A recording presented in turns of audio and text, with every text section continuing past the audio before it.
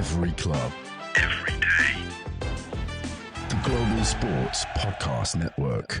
Hello. Welcome to episode... I don't know the number. Episode X. Episode X of the Daily Premier League podcast in English. Today we're going to be reviewing the 5 Wednesday fixtures and previewing the Thursday Leicester versus West Ham.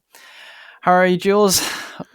I'm good. My first official day on the Welcome to the team. on the Premier League podcast. Happy to be here. Happy to show off my Swansea badge.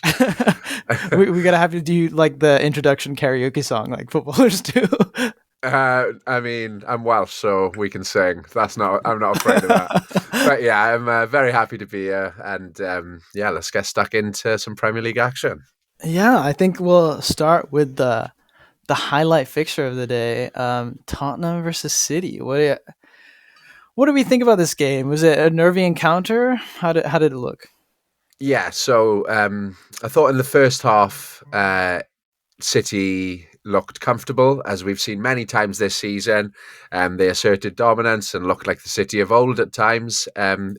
Still new facets to the game. There's Savinho that most of the play goes through now, and he looked electric. Doku again looked really good after a good showing on Sunday, starting back-to-back games, which is quite rare for him. But yeah, he had Porro on toast at times. Set up the only goal of the game, as it turned out, but he could have ended the match with 3 or 4 assists, to be honest. He looked really good. In the second half, the game changed quite a bit. Spurs come out stronger, started to create some of their own chances. They passed the ball better. They pressed City better. Pedro Porro and Brennan Johnson in particular on the right were really good. Created loads of chances with especially Porro's delivery is normally on the money, and he hits it with such pace as well. Spurs could and possibly should have taken a point from this, but they didn't quite get it over the line at the end. There was a bizarre ending to the match, though, where Erling Haaland scored a perfectly good goal. There was a 4-minute VAR delay, and they called it as handball, despite the VAR suggesting that it should have been a goal. The referee denied that without saying anything and just carried on the game, which was quite bizarre. And then 30 seconds later, the last kick of the game, Spurs miss an absolute sitter and could have drawn 2. So it was quite a boring match, except for the last 5 minutes. But City very, very pleased to go immediately back up to 4th in the league. And they're only 1 point away from Forest now, and they've created a 3-point gap to Newcastle, as of course they lost, which I'm sure we'll get into a bit later. Yeah, I think it's interesting. City are rediscovering their form. I think they're a lot stronger of a side with Haaland up there, as evidence of Haaland being the difference maker. Realistically, it should have been an easy 2-0 victory for City. 2 Haaland goals, just like the end of last season. What was it? The penultimate game of the season? Yeah. And I think Haaland is the difference maker, clearly. Just a quick word on Spurs' starting lineup. I thought it was quite interesting that Son was not starting, and they went for, I don't know how to pronounce it, but Odebert, I think. Wilson Odebert. It wasn't just Son either. They didn't start Kulusevski, who scored a couple of times versus City recently, and Bissouma, who has kind of been their best centre midfielder over the past few weeks during Spurs' resurgence. The line was that they were being rested, but Spurs' next game isn't for 8 days, and it's against Alkmaar in the Europa League. So it's a bit of a strange one, especially as Son has possibly been the most successful Premier League player against Pep Guardiola's City during his tenure, scoring multiple big goals. Didn't get that one last season, which possibly endears him even more to City fans. But it was a strange lineup, and in the first half, at least, it seemed like City looked to capitalise on that. Yeah, how did Nico Gonzalez do in the midfield? I've seen him play better, but having someone of that kind of profile, it makes a world of difference. I mean, even on this podcast, while I've been doing the City one, I've said about how different and important the midfield is, and the lack of it has been the main factor in City's poor season. There's no question about it.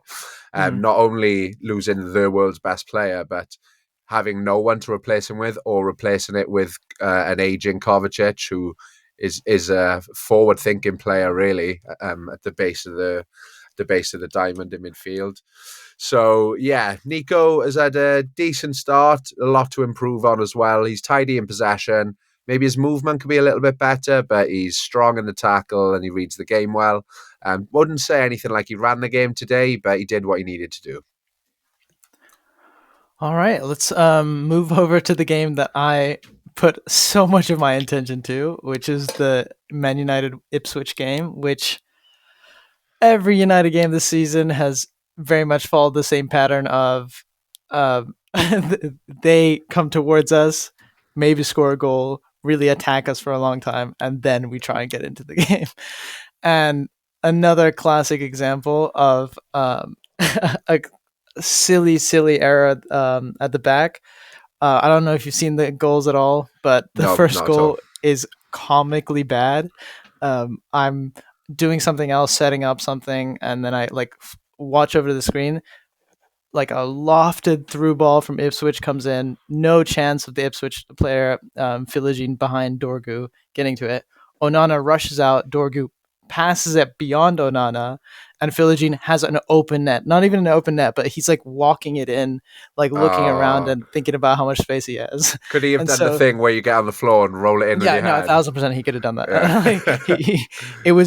It almost felt like he realized he was offside or something, and he slowed down and just looking around the officials, How did I get here? Yeah, exactly. How did I get here? And United simply won the game through set pieces. It was quite simple. We scored through 2 corners and 1 free kick. We'll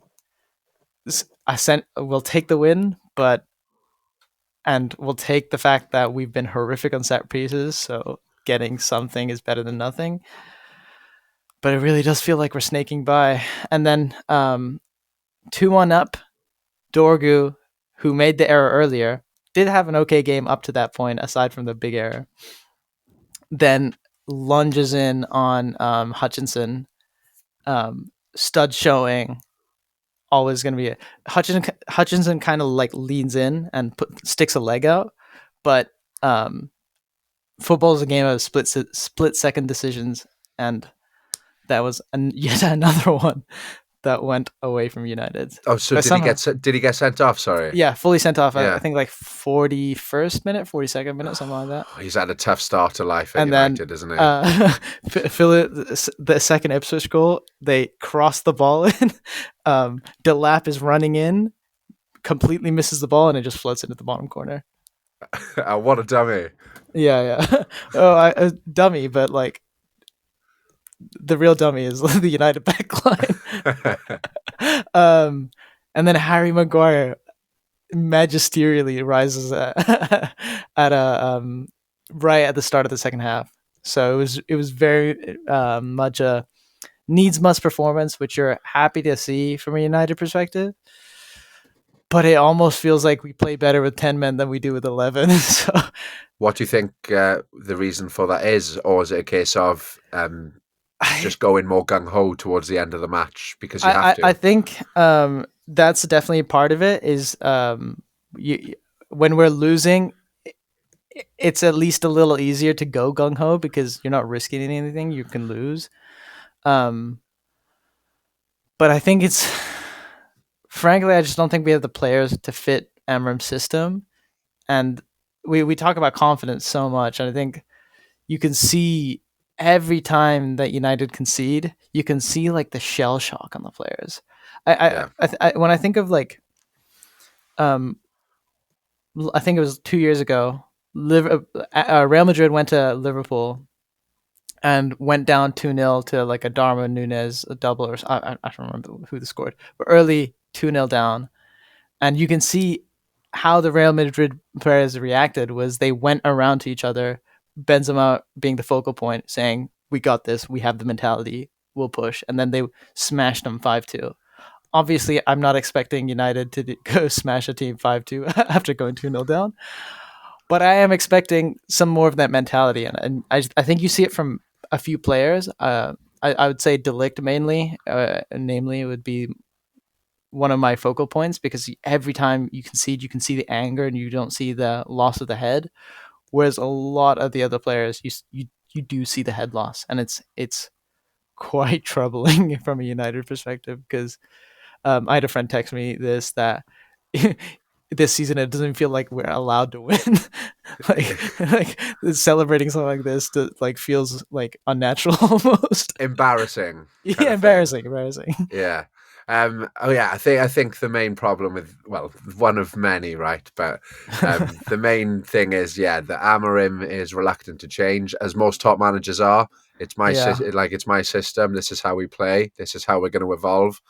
But yeah, the personnel has been the main issue, and the recruitment for so many years. It's been the wrong profiles, the wrong signings at the wrong times for the wrong amount of money, and then all of a sudden, a few years later down the line, you look at your lineup and the bench, and it's like these players wouldn't get in any other teams. How did we get here? You keep shipping out all the players that have the quality because they don't have the mentality, but it must be a club issue. Because Rashford has always been this good. He's had 2 bad seasons in his career, and he immediately looks like the best player at Aston Villa. Now he's gone there. So there has to be something at the club. Anthony, another one, immediately becomes one of the best players in Spain. Like there has to be a real structural issue at the club where talent just seems to die. Yeah, I mean it's very much a pressure cooker because like you see so many players that like are decent players and then they come to United, crumble, and then they leave United and are very successful. I would point to Lukaku. Obviously he bombed at Chelsea when he came back, but when he went to Inter right after the United move, oh my god, he was lethal. You'd watch him in the Champions League and think where was that? And it's just it's quite So what do you think it is? So what do you think is causing this with nearly every talented player that comes through? I think it's I think a lot of it is the shadows of the past. Because United are have this almost there's a sense between the fans and sometimes the players that there's this divine right that United are supposed to be in the top 4, and the anything below that is not just success, not just a failure, but sack a manager. Like when we sacked Louis van Gaal after he won the FA Cup and just finished level with City and just finished 5th. But wage expenditure should say that is where you should be, right? Exactly. That is the indicator. And with that, you had Mourinho coming in as well then. So there was context to that. Mourinho was the guy Fergie always wanted in the first place. Never mind David Moyes. Yeah. It was Mourinho. He was meant to be at Man United, it felt like. Obviously, it went sour as it always did with him. But now it Louis van Gaal was done dirty, sure, but there was a plan in place. Now it just feels like you're bouncing from one half plan to the next. But it's also it's always a case of needs must with United. This season is the season where we've properly failed, which I would think is a good sign to all right, this summer do a rebuild, but slow. Don't cut the costs of the cafeteria. What? Why is that where your mind is? Disgraceful. I'm sorry. It's horrific, and I don't. There's always been talk about the Glazers out. But if Ineos keeps doing stuff like this, they're going to be rated far worse than the Glazers because. Well, the Glazers are still there, right? So really, now you've got the Glazers there and a horrible, capitalist monolith company that are just trying to. I mean, come on! Casemiro's on 350 grand a week for the next 3 years. You can afford to play the tea lady. But exactly. See, when United have made so many rash decisions in the past, I would point to signing Ronaldo as a good, obviously great season with Ronaldo, and he's was a fantastic player for us, even in that second spell. But the only reason it happened is the rumors were that he was going to join City, and Ed Woodward was in like Gary Lineker's garden, and here's his news, and it's like, okay, I need to get this done. Like this is like, it's a sense of pride. And this the reason we signed Casemiro, the reason we paid so much money for Anthony is because we lost 2-1 to Brighton at the start of the season, then we lost 4-0 to Brentford, and the alarm bells go off. But you have to have like patience with the rebuild, and I think that's what Amram's been given. I just hope it lasts into next season a little bit, and he like actually like takes it in his stride and says, "That was a horrific season. Never is that our standard, but now we can build. Now we can do something." But where do you draw that line? Because you can't just keep losing ad infinitum, you know? I think the line is next season, frankly. I'd love it to be this season, but I don't think United can if we can't afford to pay the like cafeteria stuff. I don't think we can afford to pay Amarim out of his contract. I'm sure it's gonna be like 12-15 million pounds, something like that. It's not his fault as well, but Exactly. also like if you're a manager, you just can't keep losing at Man United. Like that's just not an option. I've seen a stat just now that since Amarim's taken over, United have conceded first in 12 games, which is the most in the whole division. And I'm pretty sure you don't exactly have a great comeback rate this year too. So that says a lot. There's just no belief in the squad, and now like, it's just a razor thin squad. I think we should take a quick ad break right here. Yeah. After 16 minutes. Here at the Global Sports Podcast Network, we spent a lot of time selecting our delivery platform. Zencastr came out as the clear winner. With 4K video recording from your phone and AI editing that automatically removes all those ums and ahs, it's super easy to start a podcast that sounds great and is delivered efficiently. If you're ready to tell your story, check out the link in the description to learn more about Zencastr. All right, I think we should move on to the Liverpool-Newcastle game. Another seemingly routine win for Liverpool. Did you catch any of this game, Jules? Yeah. I had this on the whole time. My eyes nearly strayed, crossed forever, trying to keep up with all the games today. But I think I did my best with the Liverpool one. So it was another excellent and efficient performance by Liverpool. Dress rehearsal of the Carabao Cup final, and Liverpool put their foot down and put it on Newcastle's throat here. They dominated. They were clearly the best team, created plenty of chances. It's not easy to stifle Newcastle the way they did, and they did it comfortably. Even when Newcastle aren't great, they always look dangerous.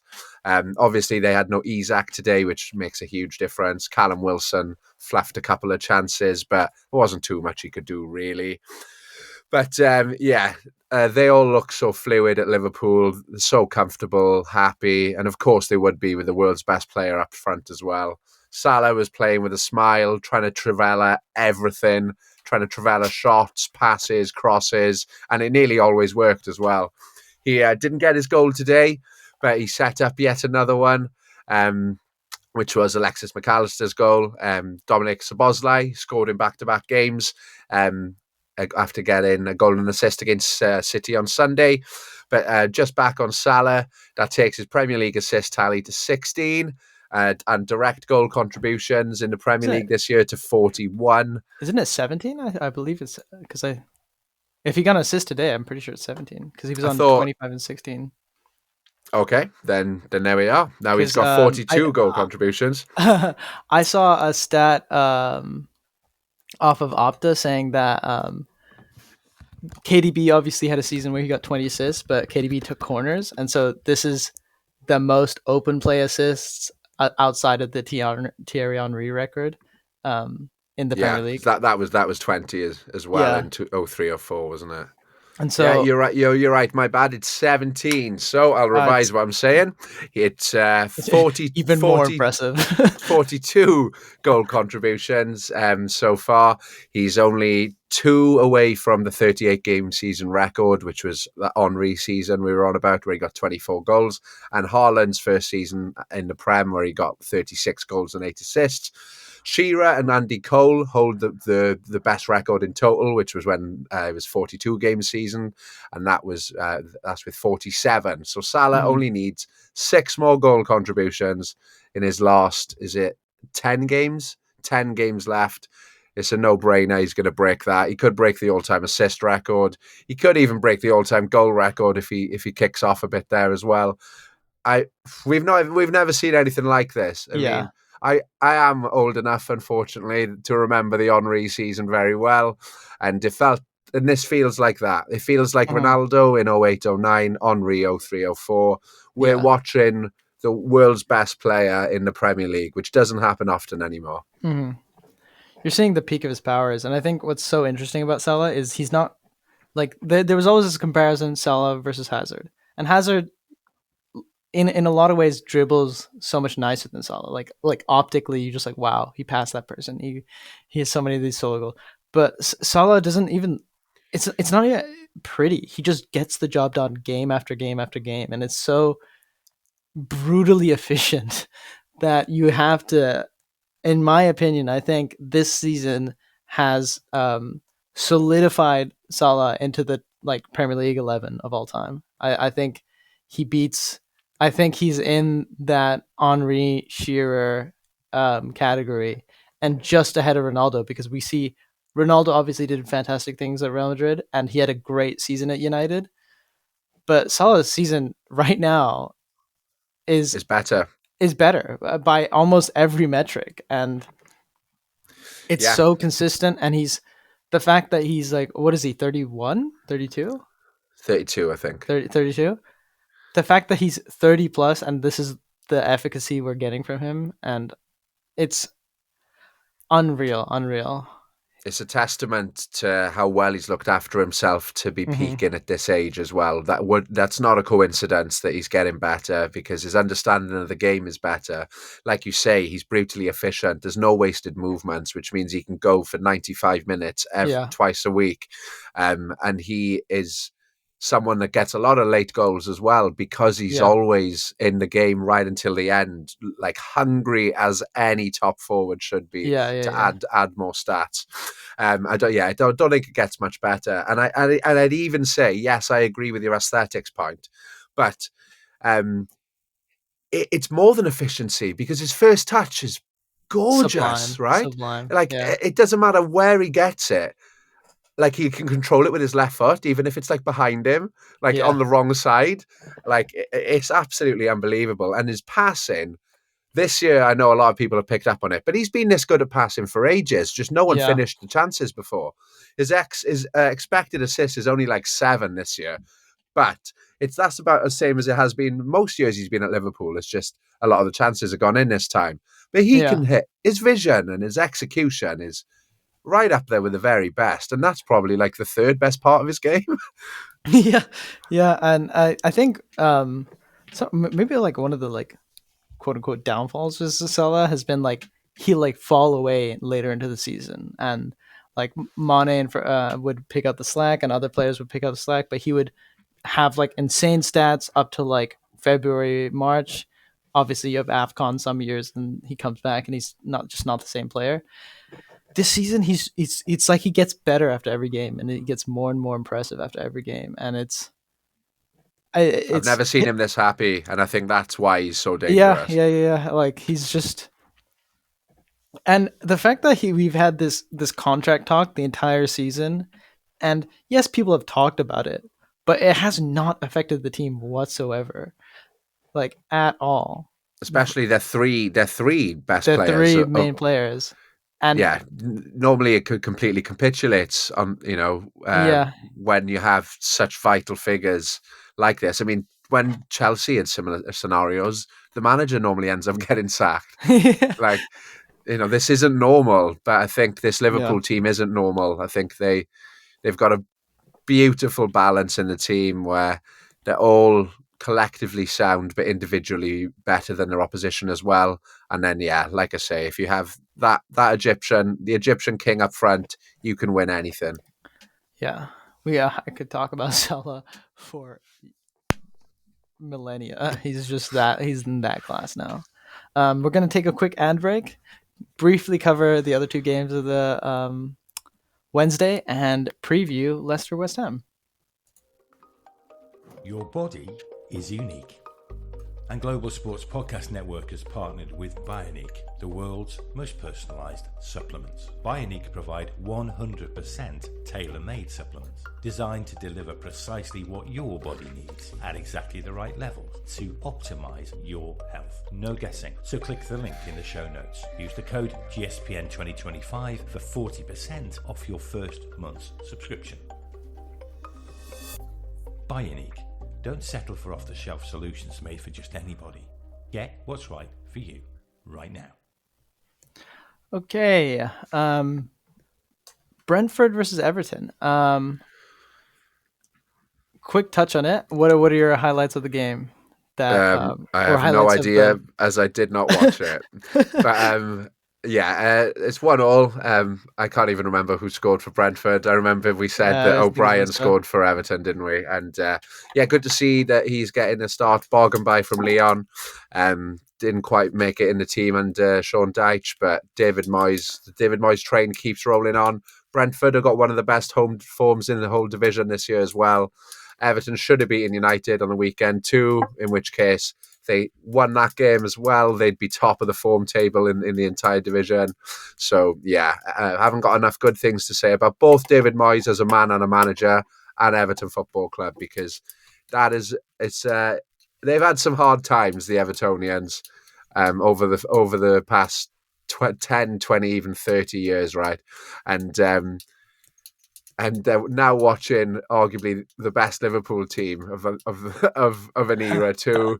So I'm happy for them that they're comfortably away from the relegation zone now, and another good point away to a good side. Much of the same sentiment. The David Moyes train keeps chugging. I'll be interested to see how they do next season, because obviously this season they're home and dry and it looks very good, but will they invest in the summer? Will the new stadium really will the fans really take to the new stadium? Because I know there's so much love for Goodison, and at the end of this season, that's going to be the rhetoric is, oh my God, we're so lucky to be here. We're so lucky to have Goodison. I wonder what kind of summer they'll have and if this momentum will keep going. Because like we saw started this season with Crystal Palace, they ended last season so strong and started the season so weak because everyone expected that momentum to continue, and it just sloughed away. I mean, obviously now they're recovering some of that momentum and vital away wins after away wins, but I think that would be where I see Everton is struggling the most, is starting next season, not in this season. I think with just on that, Tottenham's new stadium seemed to change the perception of how everyone's seen them. They'd been floating as a air brackets Big Six club for a while, but then the stadium, which is the best in the world, to be fair, made everyone kind of see them as an elite club. So maybe it could help in terms of a summer rebuild and looking at the future, that there is a brand new gorgeous stadium in Liverpool as well. And the momentum off the back of this season as well, probably similarly to Palace last season, probably helped them get a few European players, which is possibly what Everton could do now to try and kick on to the next step. Someone like Ndiaye, who clearly is a step above a lot of what they currently have, which is mainly a domestic squad.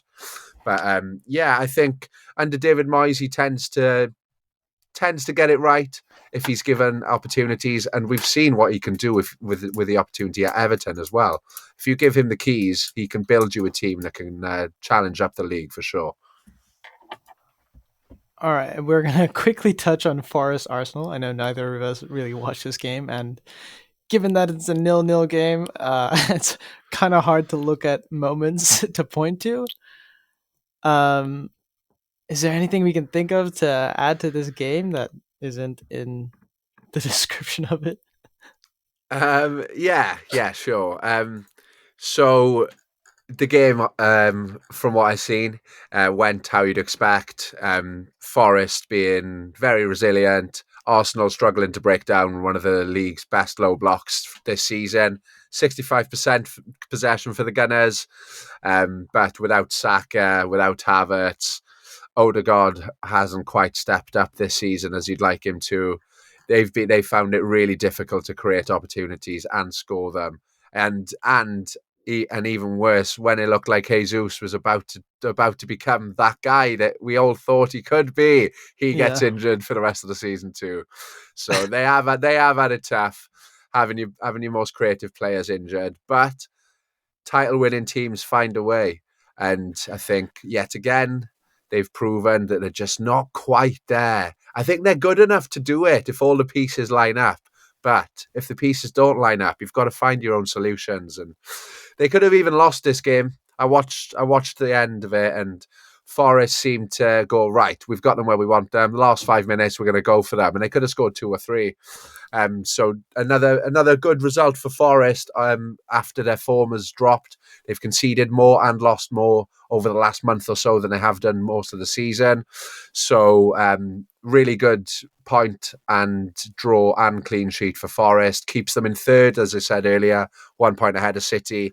All the other teams below Forest have caught up now, but it's still in their hands. So the fairy tale moves on. Yeah, very much the same sentiment of Forest are so defensively resolute. This is a classic example of like a weakened Arsenal attack is never really going to breach them. I think they had a nice spark when Marino came off the bench, but every time Marino has started a game, he might be okay at hold-up play from what I've seen, but there's no cutting edge and there's no instinct there. It seems like this season Arsenal have just been quite unlucky with injuries because it's not that they've had the most, but they've had them in crucial areas of the pitch. Odegaard early in the season, then they get a few red cards. I think they've had 5 red cards this season. And then just as they're finding their form, just as they get the Jesus injury, they have the Saka injury. And like those two alone are killer. And then Saka by himself, I think, is enough to derail it. To be honest, he's so important to that team, as he would be any team. He is a phenomenal footballer. At the start of the season, people were debating Saka v Salah, so that's how good he is. That's very true. At the start of the season, there was always this talk about Arsenal, and I think Saka was really struggling without Odegaard because he needs that. Odegaard just relieves that little bit of pressure away from him so that he can like take the ball away, but everyone was double up on Saka, and still he got like 10 assists at the start of the season. Yeah. And for his corner delivery, Rice all of a sudden just became phenomenal corner takers. Yeah. Like both of their careers, they'd been pretty useless at it, I'd thought. Yeah. But then all of a sudden, Declan Rice is hitting knuckleball corners on a sixpence to Gabriel every time. Oh, okay, I want some of that juice. Yeah. Let's preview Leicester versus West Ham. Do we think this is a clear West Ham victory, or do we think... Oh, definitely not clear, because nothing has been clear with West Ham this season. Okay. Obviously, they've just had an amazing win. The best day of Graham Potter's tenure so far, beating Arsenal at the Emirates last time out.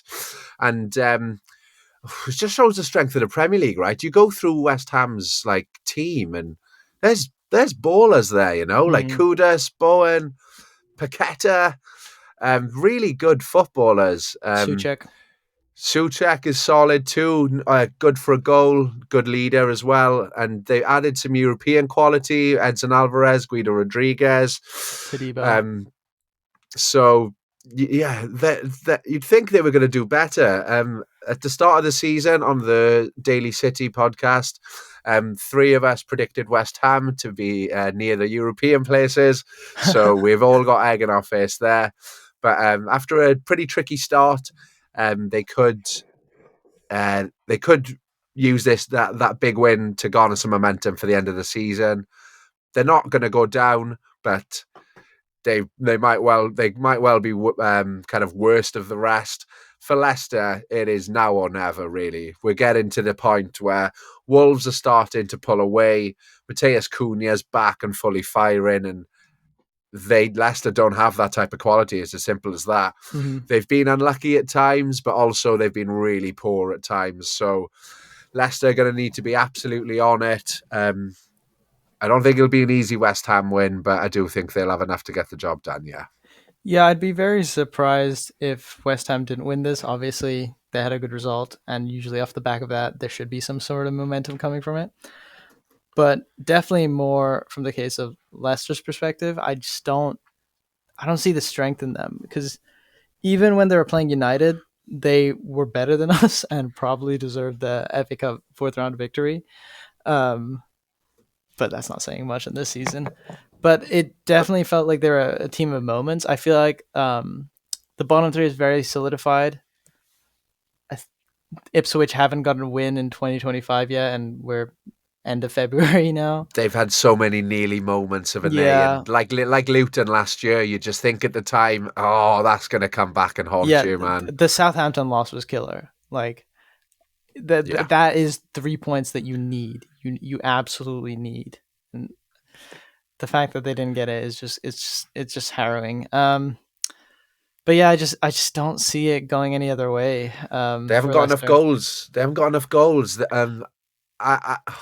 I used to be the biggest Jamie Vardy hater, but obviously that is a stupid position to hold. He is a legend, and he's proven himself for both club and country, and Premier League winner as well, and no one can take that away from him. However, in big 2025, we can't be playing Jamie Vardy 38 games a season and expect to stay in the Premier League. He was struggling and not first choice in the Championship last year. So then he regained his place over the summer as they got promoted, and he's had moments, and his movement's still really good. You know, the brain's still ticking, but the legs don't move the same way anymore. Without that half a yard of space, his pace creates him. He can't get shots off in the same way, and they just don't have enough. They don't have enough juice in the tank. I think they've got some tidy players, but not enough. Definitely agreed. There's an attacker that I really like at Leicester is Fatawu, but now he's also out for the season with a cruciate He is good. I think he was the one, right? Because last year he was really good, and they got him off Sporting for a pretty cheap as well. It was a good deal all round. But and every time I've seen him play, he's had like something about him. He looks like a Premier League winger, doesn't he? He does look like exactly. He looks like a Premier League winner. Winger. Sorry, winner. I mean, hopefully. I don't think he's been a winner yet. You replicate Jamie Vardy's achievements. El Canoes looks good as well in moments, but again, he's young and inconsistent. When you're a team full of moments, it's how long can you survive like that? Yeah. So the biggest criticism of United over the years is a team of moments. I think that just about wraps up our episode, though. It's been a pleasure having you, Jules. First of many, hopefully. Yeah. All right. Adios. Every club, every day. The Global Sports Podcast Network.